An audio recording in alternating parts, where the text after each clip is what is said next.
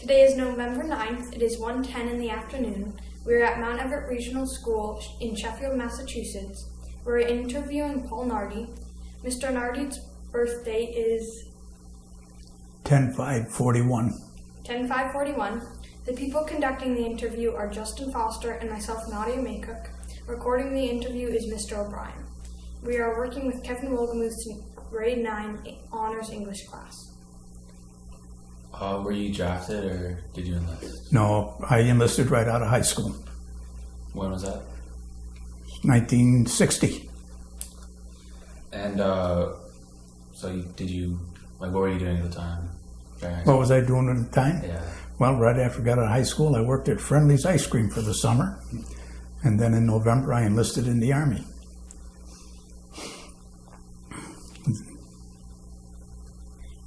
So what motivated you to join?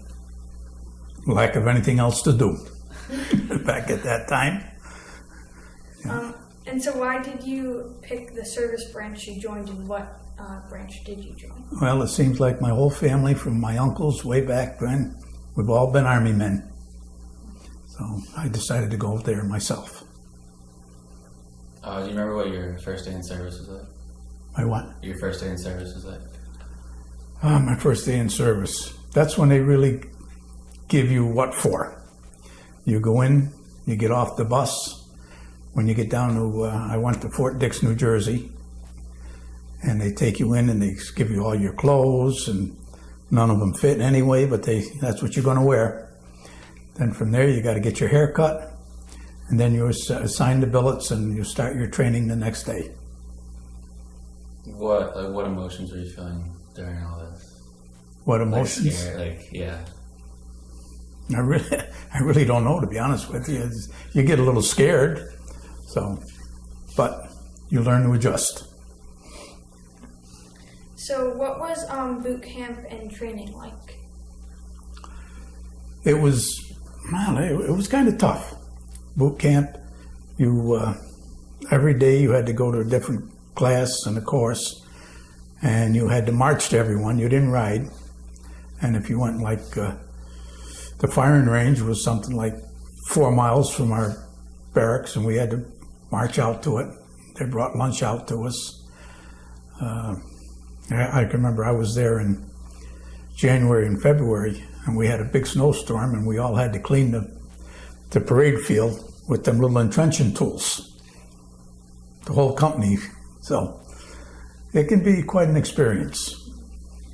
Kind of off of that, did you ever question why you joined or doubt? No. So do you remember your instructors? Yeah. I had a little staff sergeant named Lambert. He was tough as nails. See, I don't think he weighed 125 pounds soaking wet. And he used to make us every morning before breakfast do pull-ups. And some of the guys really were out of shape. They couldn't do it. And he'd do it one-handed like this, 10, 20 pull-ups. Yeah, and he was quite a little fella. Now, you asked me to go back 55 years, for these answers. So how did you get through it, and how long was it? 8 weeks. 8 weeks, and it wasn't bad. It wasn't bad at all. It was cold. It was in the wintertime. So being cold, it didn't help. You served in the Cold War? In the Cold War? Yes. I was in from 1960 to 63. What was your assignment or job? I was assigned to the 507th Army Security and Intelligence Group in Baumholder, Germany. I was over there for 28 months. And our basic job was just to keep our eye on the Iron Curtain and what was going on the other side of it. We had, not only we had outposts the whole length of the Iron Curtain where men stayed, and we had 3 airplanes with radar systems in them that flew up and down the Iron Curtain the whole length of it. And all that stuff was recorded. It was taped. Everything was on tape. And back then, it wasn't the little tapes we have now. It was a big wide tape with a reel about this big. Okay? So that was basically what our whole unit did. But being security and intelligence, our unit had to be completely self-sufficient. We had our own motor pool, our own mess hall, our own mechanics. Everything we had was ours. We didn't depend on any other part of the Army. Oh, was it top secret? Oh, what? Was it top secret? I still didn't hear you. Was it top secret? Oh yeah, my clearance was top secret and cryptological, which is crypto as high as you can go. And it was funny how I got that. Now, you want me to get into that story? When I got out of basic training, I went through the Army assigned, because I went in unassigned. They sent me to driver's school. So from there, I don't know when they decided, but they were going to send me to the Pentagon to be a Pentagon driver. So from there, I went to Washington, D.C. to be a Pentagon driver. Well, after I got there, in the meantime, the CIA and everybody else were in my hometown. Every place I went to school, they'd check you inside and out. And I was just there about 2 weeks, 3 weeks. The company commander calls me and he says, Nardi, you can't drive in the Pentagon. I said, why? He says, when you were 16 years old, you had a traffic accident. That disqualifies you automatically. You're not driving in the Pentagon for anybody. So then they sent me over to Fort McNair, which is across the river in Washington, D.C. And I worked on telephones there for 4 months. And having the clearances already, when they started building the Berlin Wall in 1960, Uncle Sam said, you're on the boat, goodbye. And I wound up in Baumholder, Germany for the next 28 months. But having that clearance is what got me there. So. While you were there, did you see any combat? No. Okay.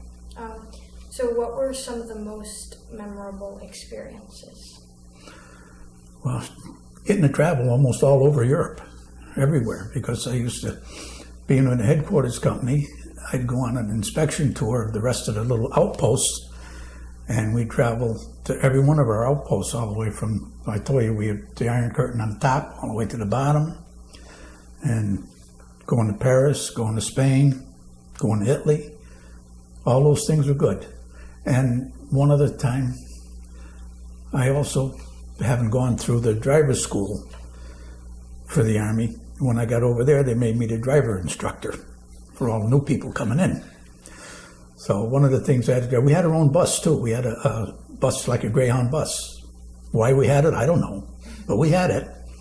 And once a year, our ComSec center, because that had to go 24 hours a day, they couldn't participate in certain activities, so we would take a weekend and I would drive them in that bus down to Garmisch, which was where Hitler had his eagle's nest. And that is an amazing thing. You go up a mountain like this with the buses. When you get up on the top, you're on a little parking lot. You got to go in the cave, and there's an elevator in there. It takes you 300 feet up. And you come out in the center of this building. It just fits on the top of the ledge like that. And he built it there because nobody could hit it with a bomb when they were trying to, during the war. And from there you look down over Lake Kingsley. What a beautiful lake that was. It was pure ledge on both sides, only had an opening on each end. And that was one of my best experiences. Have you ever been back to where you served? No. Were you awarded any medals during? Actually, what you see here, most of these are what you call commemorative ribbons. They're for serving so much time overseas, NATO support, expert rifleman.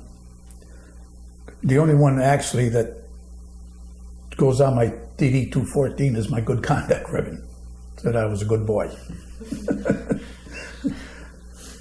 But these are not what you call combat ribbons. They're commemorative. Oh, that rank is the same as a corporal. It's specialist, means I was specialist in a certain field. This patch is 7th Army patch, which is, if you want to know what the the saying about it is, you see the little 7 steps? It was called, those are the 7 steps to hell. And I had 2 other patches before I sewed this one on. One was the Military District of Washington patch, which I have one home and I was going to bring it and I forgot it. And the 1st Army patch, which is Fort Dix, New Jersey, where I went through basic training. So.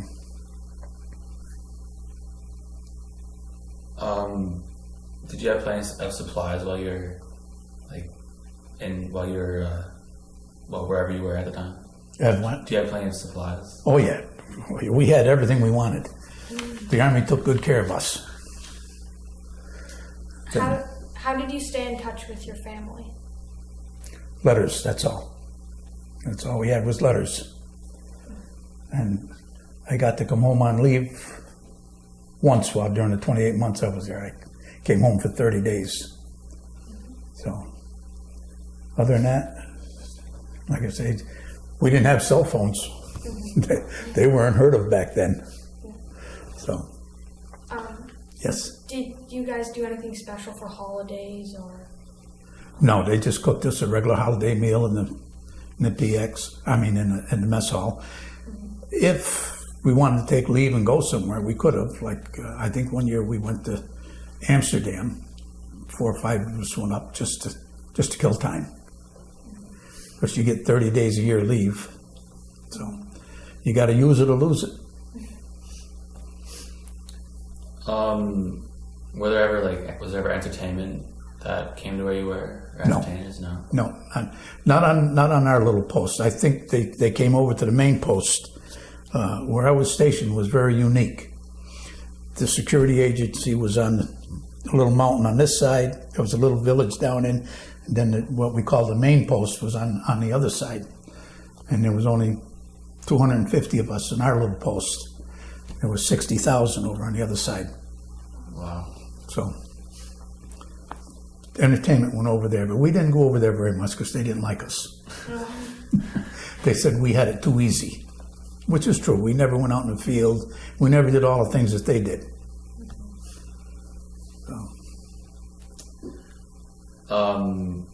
So the only time, or where did you go when you were on leave? Where did I go? Yeah. I don't know just where did I go where? Well, when On you were vacation? On leave, yeah. Oh, I got to Amsterdam. I got to Paris. I went down to Spain. I was in Italy, Austria. Went to a lot of places, but they were fun. They were all nice places. What did you think of your officers or fellow soldiers? Actually, we had a pretty good bunch. And in order to get into the security agency, you had to be pretty good because they investigate you completely. They know everything about you before you get there. And we had a pretty good bunch. I played softball there in the summer. I was on their softball team. Played basketball in the winter. And we had a lot of good entertainment. In fact, our softball team, we won the All-European Championship one year. Oh, really? And I played second base. Wow. Yeah. Cool. So, Did you keep a personal journal no. there? No, the only thing I kept is what's up here. And I have a few pictures home, and the reason I don't have them is because when I was going to retire and go to Myrtle Beach, I'd packed them away somewhere and I can't find them. They're in a box someplace. Do you recall your last day in service? I recall my last day. My last day was when I came into Brooklyn Navy Yard on the ship, and they put me through my physical and said goodbye. I went into New York and had a beer. Was it emotional? No. Did you work after, or did you go back to school? No, I went to work. I worked. Where did you work after that? Oh, I've had more jobs than you can count. I was a serviceman for Berkshire Gas out of Pittsfield. Then I ran my own construction company for a little while. and I found out I made more money working for somebody else. And after 25 years of working in construction, running heavy equipment, my retirement didn't look that good, so I went to work down in Mineral Technologies down in Canaan. And I retired from there 12 years ago. So Did you ever think about re-enlisting? I should have stayed in. That's what I should have done. No, I didn't. Now it's too late. They won't take me. Way too late. Did you make any close friendships, or are you still in contact with any of your soldiers that you met? You want to know the truth? All the ones that I were friends with are not here anymore. In fact, when I went in the service, I went in on what you call the buddy system with a fellow from Great Barrington, and he's not here anymore either. So, but I would say that let's go back a little bit. The scariest thing I had while I was over there was when the Russians were sending their ships to Cuba in '62. The Army and the military, everybody thought that was just a ploy, that the East Germans and the Russians were going to come across the Iron Curtain and attack West Germany. And everybody was issued more weapons, more ammunition. If you had a personal vehicle, you had to give them your keys, and all the dependents that were in the dependent quarters were put in those vehicles and sent to the French border, to the English Channel to go to England.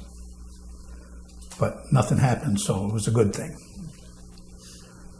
But everybody thought it was just a ploy back then. Did you join a veterans organization? No, I belonged to the American Legion. I also belonged to the VFW in Housatonic. So did your military experience influence your thinking about war or about the military in general? Influence it? No, it's what I call a necessary evil. You need to have it, you need to do it, but and hope you never have to use it. That's how I feel about it. So can you talk more about your secret assignment? Really not too much. Well, I could. That's been 50-something years ago. All we did was just went to different places and listened and looked, and all the information that the radar and everything sent back to our headquarters was diagnosed. You know, they checked it all out and make sure, just so we know what's happening. And the funny part of it was in the security agents, there was places I wasn't allowed to go because you have to have the need to know to go to a lot of places. And if you don't have the need to know, no matter what your clearance is, you're not going. So were you one of many outposts from that? I was in the headquarters company, and we had 6 or 8 outposts all the way down the Iron Curtain.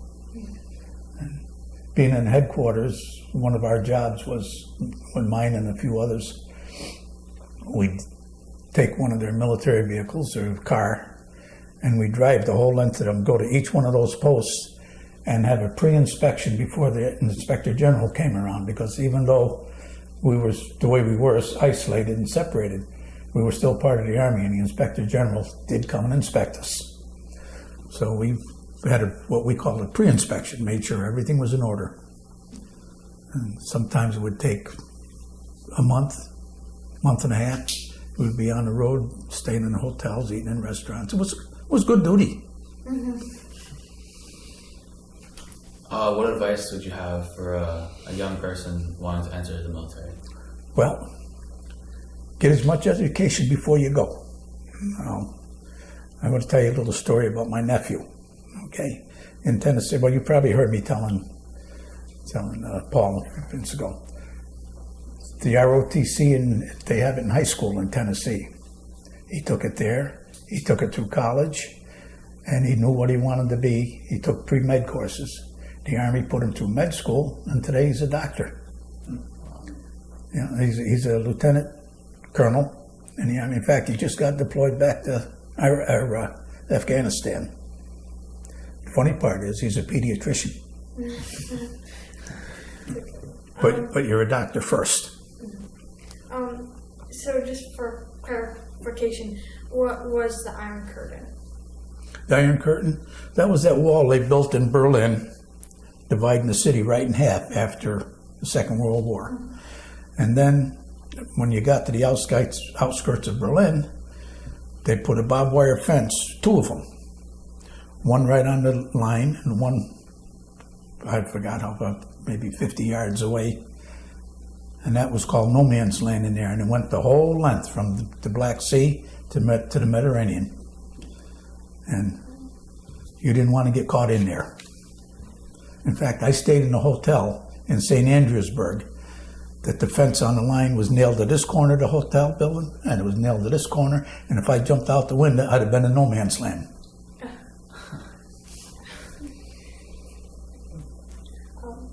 Is there anything else you would like to add that we haven't covered? Well, the only thing I could say, like the other thing about the military, it teaches you three things: respect, responsibility, and what was the other one I was going to say? Well, you know where I'm going. Yeah. No, I think that's basically, we covered most everything. Well, thank you for your service. Thank you for your service. You're welcome. You're welcome. Thank you for the interview. It was a pleasure.